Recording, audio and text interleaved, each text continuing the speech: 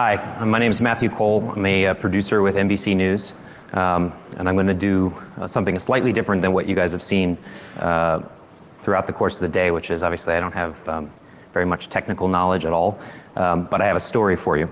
And it just so happens to coincide with technical stuff. I pitched this, OPSEC failure of spies, before Edward Snowden made any of his leaks. And so it only became more timely in that it's about metadata.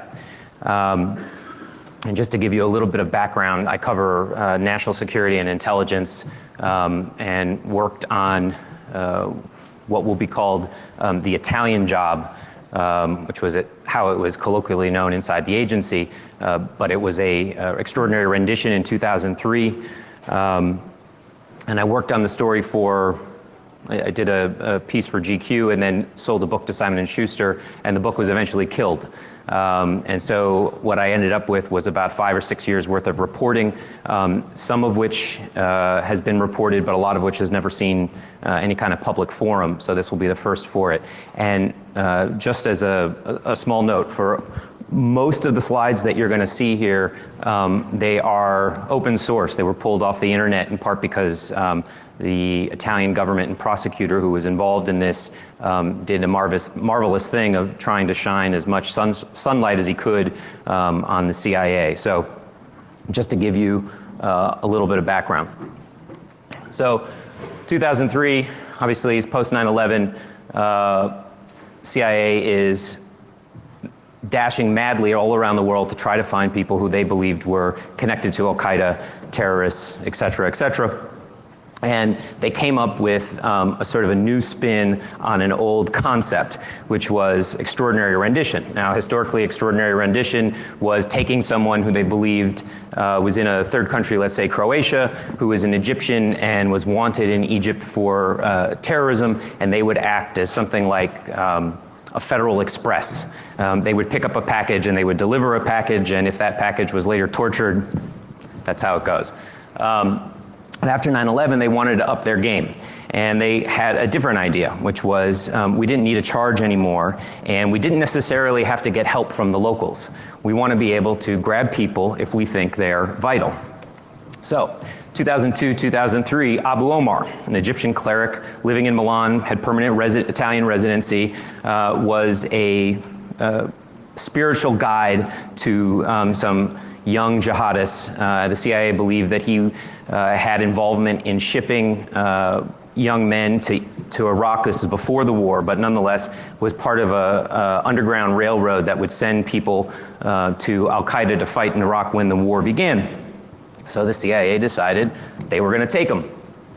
This picture is an actual surveillance picture that Italian counterterrorism forces took slyly, covertly, actually on the spot where he was grabbed a month later. So this photo is about 50 feet from where he was grabbed a month later, and this picture was found on in the possession of, or in the house of, one of the CIA officers who was later, whose home was raided, although he was not grabbed. So they grab him on February 2003, take him from Milan, they fly him to Germany, they transit him at a US Air Force base, and then they send him to Egypt, where he goes into interrogation. Now, they had a long list of questions for him. Where's Osama bin Laden? When's the next attack? What do you know? What do you know? What do you know? Unfortunately, he didn't know very much, but they gave him a very rough treatment over a period of time. He was in an Egyptian cell for about 14 months.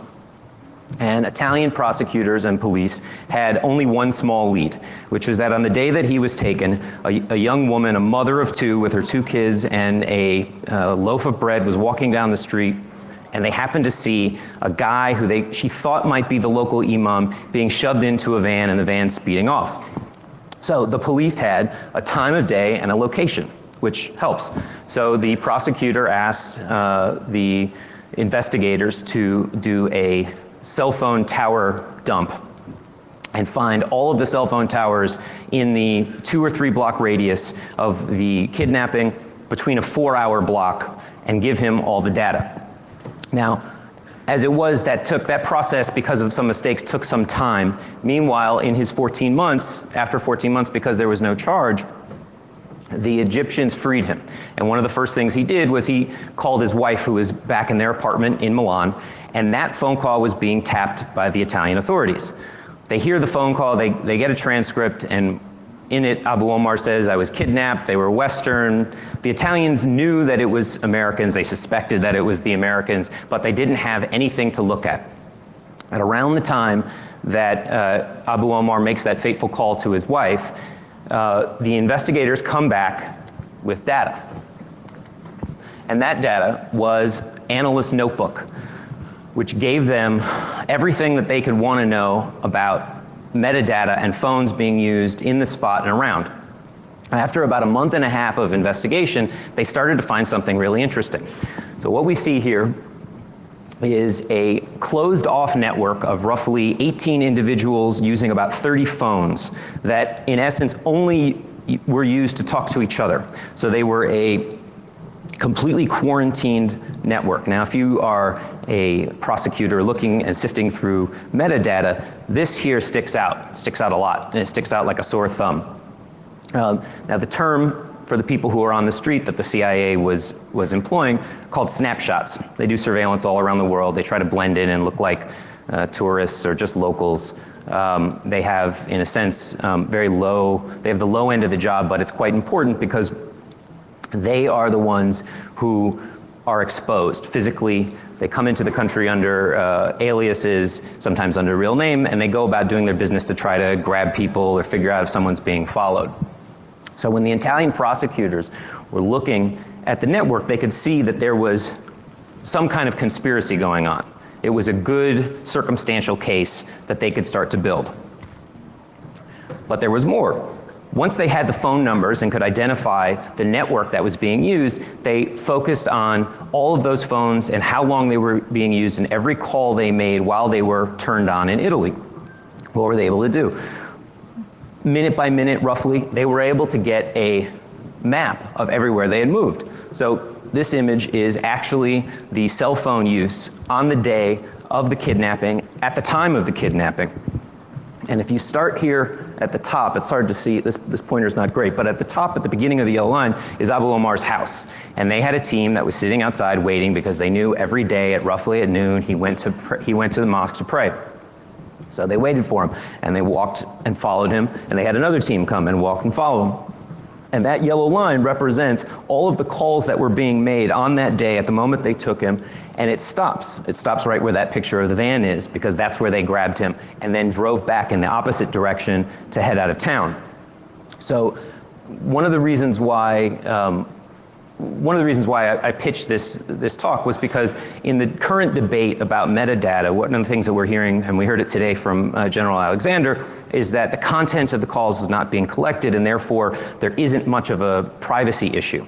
And one of the things that we learned from the Milan case, and the CIA is certainly continuing to learn, is that in many ways metadata is far more telling than the conversation you're having. So it really doesn't matter that they're not capturing what it is that you're saying to mom. It's that when you make that call and the other phone receives it, through analysis, network analysis, data visualization, and sifting through the metadata, they can tell you more about your life and understand the patterns of your life than you think you end. You know, realize we, in some ways, we're kind of like ants. We have patterns physically that repeat over and over and over again. And our cell phones give that data away, and it's giving it away to some cost.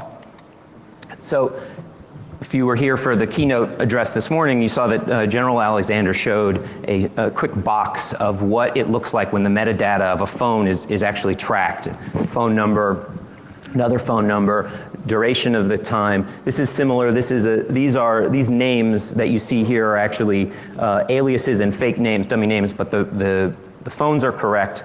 And then you have the number of times they made a call. You had the first time they were used and the last time they were used, all within, generally, what they discovered quickly was that, you know, for about 35 phones, they all started about 2 months before the operation, and they all ended 2 days after the operation. So again, they're building a case through the metadata and sifting through, figuring out who was whom and how they were behaving.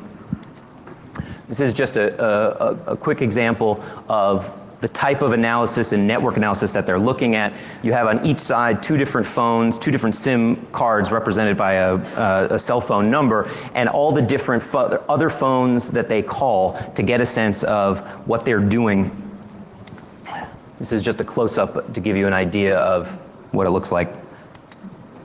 So, once they were able to figure out that they clearly had a criminal case, a criminal conspiracy, there was a group of people, they suspected Americans, they were obviously up to no good, and they certainly had something to do with the disappearance of this imam, they started to drill in and started to look at, find out more about what they could get from the metadata. And once they were able to identify the phones, they started to do something really clever. They said, well, let's see what they do over the course of the day. What does the day look like for them? And they would watch them. Now again, this is 14 months later, but sifting through the data, they would watch them. And they would watch them move and do surveillance and move around the area where Abu Omar was and track him. And then they would see that at the end of the day, like normal people, they would go and have dinner, and then they would go stay in their hotel. And when they went in their hotel, they did not take the batteries out of their cell phones. So what happened? Those phones continued to ping. And so for 8 hours or 10 hours, those phones sat in one location without moving, without doing anything. And they drilled in and they got another cell phone tower dump, and they found where the phones would rest at night. They looked around and they figured out which hotel was within 300 feet. They went to the hotel, they said, you know, can we see a list of all the Americans who have stayed here? And they started to figure out who was who. And as they did, they really could build out, again, more and more about what they did while they were there. So Raymond Harbaugh, it's not his real name, it's an alias, but Raymond Harbaugh was the leader of the surveillance team, the snapshots, if you will. Older gentleman, very well versed in traveling around Europe, blending in and doing surveillance for the CIA. And what you can see in this slide is that at his disposal, he's using at least 2 phones with 3 chips, okay, among other things. They've got his passport, they were able to get his credit card, all the hotels that he stayed at, including the dates, and then the various phones that he was in contact with. Now, I mentioned that Harbaugh was not his real name. Generally, when you want to do a covert operation, one of the things you do is you try to be covert, right? You go, they send you out to a foreign country, and you've got a fake passport, and you've got a credit card in that name, and you've got, as you'll see in a second, a AAA motor card, and all sorts of other things, all in that identity. For some reason, they sent poor George Purvis to Milan with his real name. Now, George Purvis was also a very veteran guy. He'd been in the CIA for about 20 years, doing almost entirely this kind of work in counterterrorism. Surveillance, the stuff that you're supposed to be a real spooky spy, James Bond kind of thing. Well, George Purvis didn't get the memo. When he landed in Milan and he registered himself into his hotel, let me step back for a second. We know about George Purvis because of his cell phone, so I'm skipping ahead to say that the metadata gave away who he was, his phone, et cetera, et cetera. So now they're looking into what he did. When he registered at the hotel, he registered under his name, he gave his emails, his wife's email address, he gave his home address, he was very helpful, he gave his phone number, everything you might ever need to find George Purvis. Now, as a quick aside, if any of you are compelled to go find George Purvis in Northern Virginia, I do not recommend knocking on his door. He does not take to it very well. He's a little sensitive about having been exposed. Now, Purvis and Harbaugh were 2 important links because, as I said before, this was a closed network. And the CIA did think about this. They sent out 20 people to do something that was covert, and the idea was that there had to be a firewall. They could not be in communication with any of the CIA employees in the country. That was a simple tradecraft rule.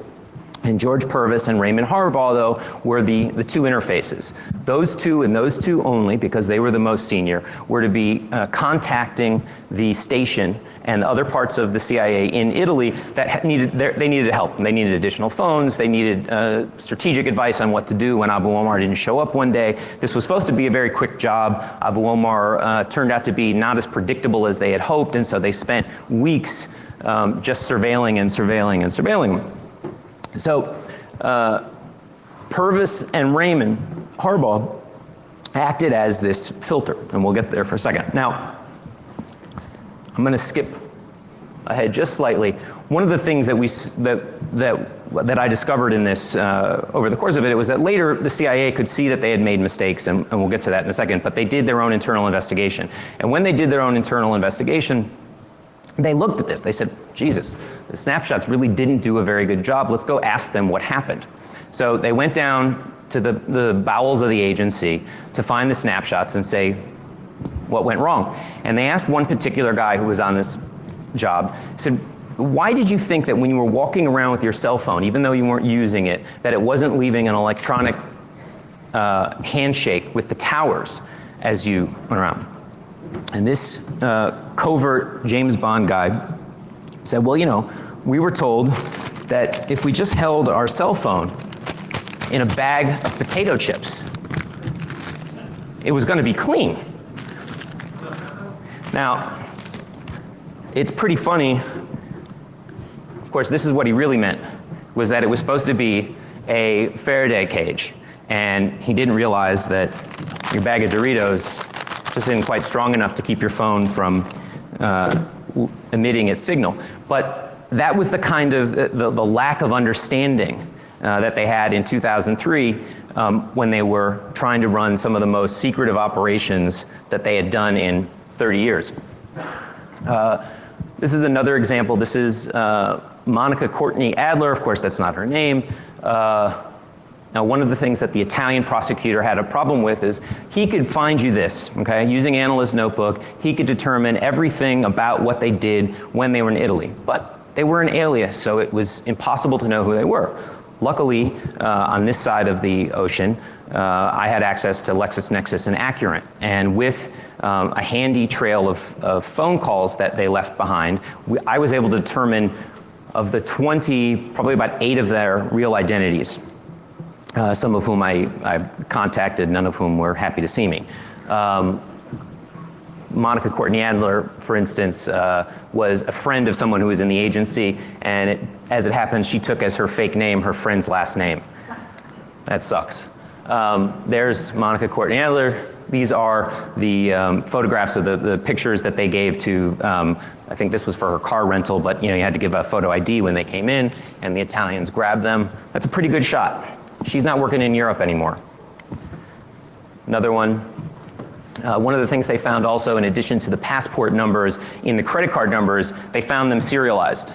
So there were too many numbers sequenced that were the same, you know, with the last 3 digits different. Again, the Italians had one hell of a circumstantial case. This guy, he's one of my favorites.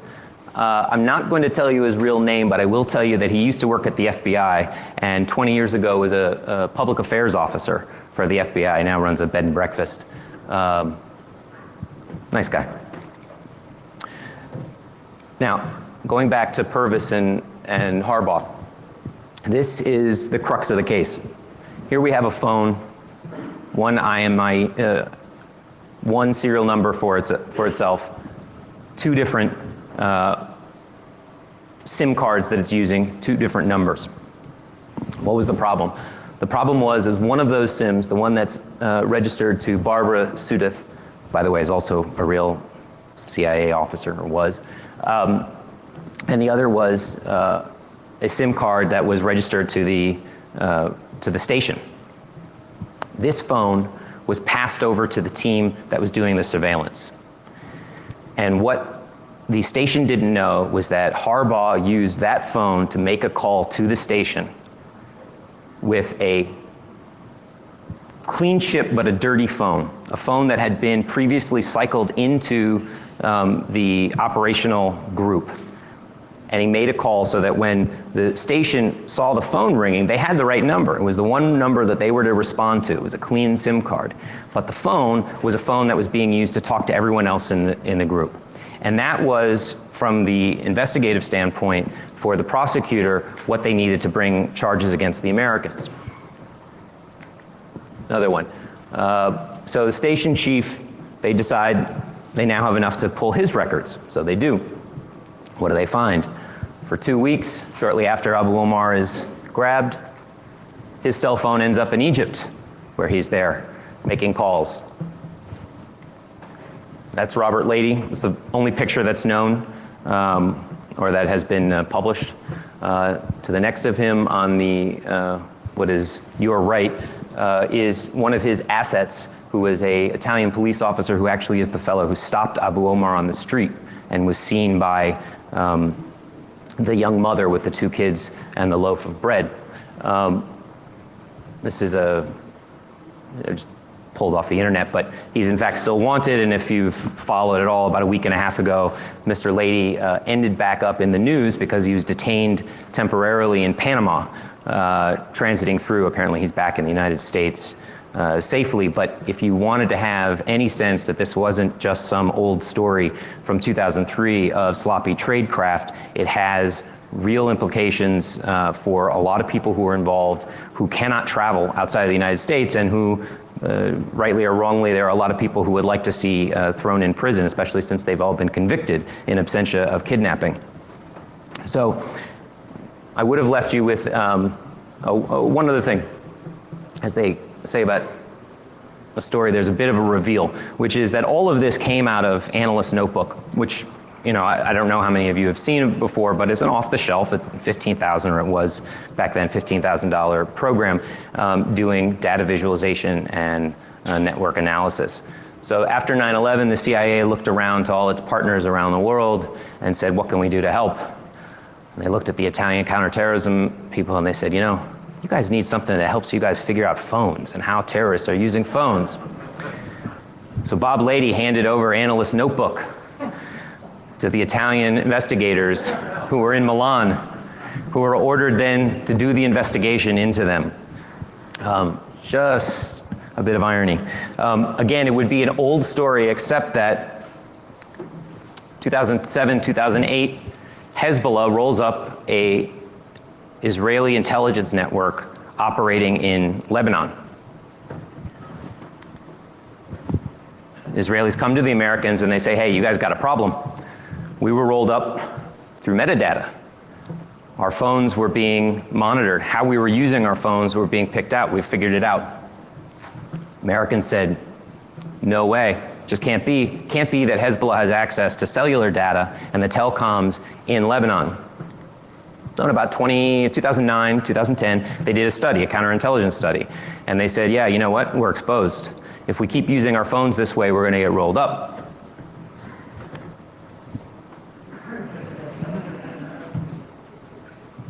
Summer 2011, Nasrallah, head of the leader of Hezbollah, goes on television to announce that they've captured 2 American spies, 2 Hezbollah officials who had been spying for the Americans. Now, they had done some plain old human intelligence and tricked the Americans. They ran 2 double agents at them, and that's going to happen. But they were able to roll up their entire network in about 90% of the CIA's human asset network in Lebanon was rolled up in November 2011. How? Metadata. They looked at, in a stream of information, they looked at phones that did things that were anomalies. 2 phones that only spoke to each other once a month for 30 seconds, i.e. our meeting time. 2 phones that spoke to each other once a week for 2 minutes. And they started looking at cell phone tower dumps to see where they were. Put people on them, followed, watched. Next thing you know, they had rolled up everyone that the Americans had spying for them and their officers. So this is a screen grab from Hezbollah television. It's a Hezbollah-run television station in Lebanon. And if you were Dan McFeely, and there is a Dan McFeely, it's a bad day. Your name. Or if this was you sitting at a cafe meeting with an asset and you ended up with your face, I didn't black that out. The Hezbollah was nice enough to black that out before they gave it to the television network there. You wouldn't be having a good day. So that's the end. I just wanted to tell a story and give you a sense that despite the fact that the CIA and the US government intelligence agencies have an enormous amount of money, they too have been cut by the metadata problem that we're dealing with now on the American domestic privacy side. So anyway, please remember to swipe, and thank you all for coming.